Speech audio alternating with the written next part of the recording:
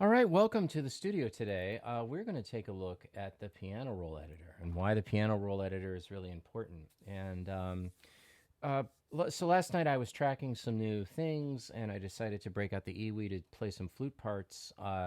And after I got done playing, I shut everything down and went to sleep. And then I got up this morning to listen back, and I noticed that although I really love the performance, there are some things on it that in post editing I'm going to improve upon, particularly the breath and the velocities of certain notes, particularly this first phrase here, which isn't quite as loud as I'd like it to be.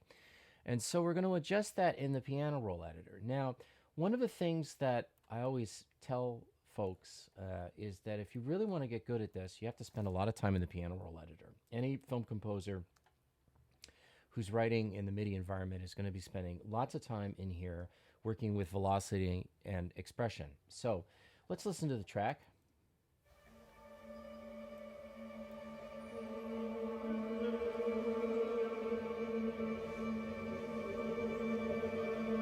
It's got a development.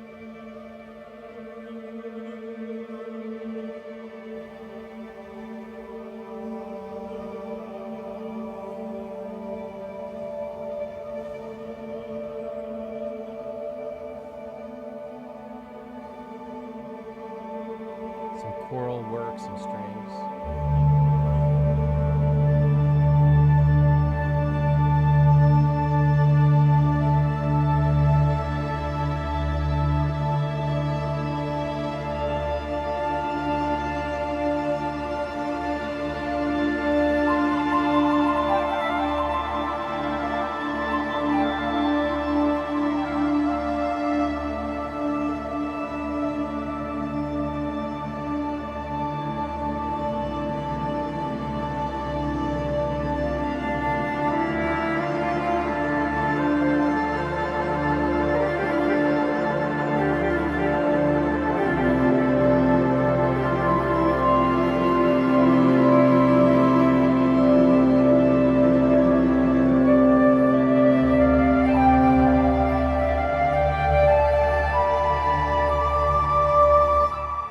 So we'll stop right there. Now, the first phrase that I'm playing here on the EWI, I want this to be a bit more intense. And so taking the automation select tool, which is over here, I'm going to select notes. Oops, not like that. I am going to select notes with the automation select tool. And then I'm going to grab a bunch of those notes and really try to work with, in this editor here, I have the wrong editor selected, of course. There we go. I'm going to select these notes, and I'm going to adjust the velocities ever so slightly, especially in the last part of the phrase here. You can notice the colors changing. And now this should sound a little bit more in front of the mix, a little louder. So let's see if it does.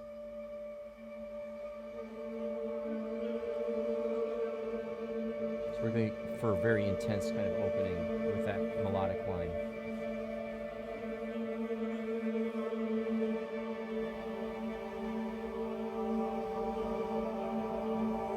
And this way we can really fix problem areas.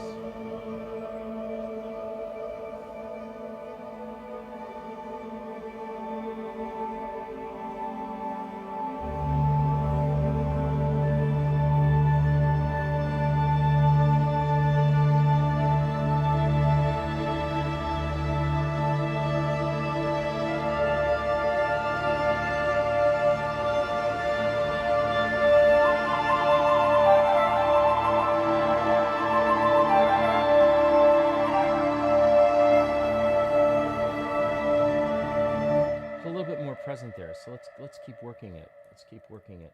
So let's take this and really bring it up so it's more intense, and then we'll just start where that line begins. So here we go.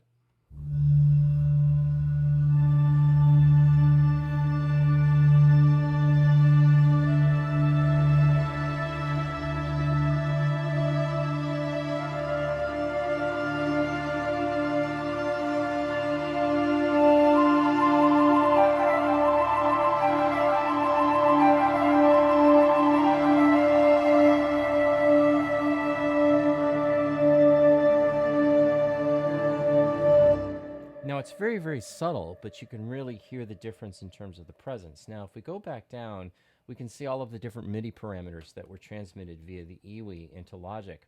We have breath, for example, and there's so many just really amazing things you can do with this as well. You can really emphasize more of that. You've got pitch bend here, which is really pretty cool, and there's a little bit of pitch bend going on. We're going to leave that alone.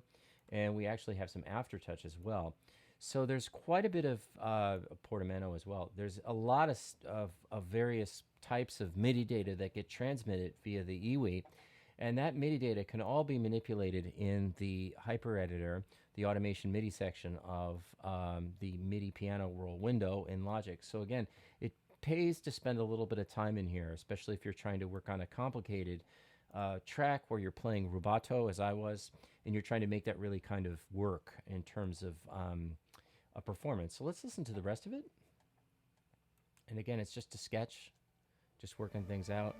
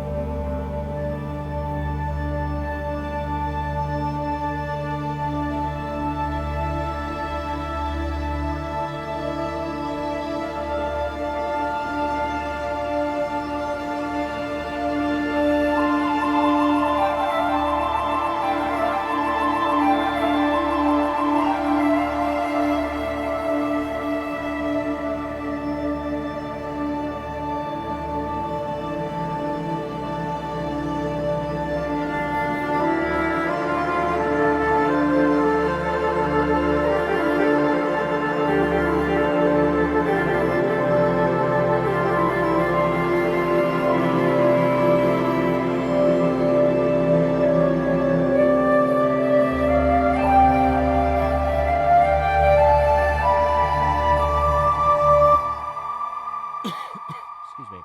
So that's how I work with MIDI data, and it's a really great way to sort of shape the sound, especially after you've done a performance. And unlike a live instrument, you can really adjust so many of these parameters after the fact. But then capturing those parameters is really about the skill that you have as a musician. So again, this is using the EWI and doing some MIDI editing, especially with velocity and breath and expression after the fact.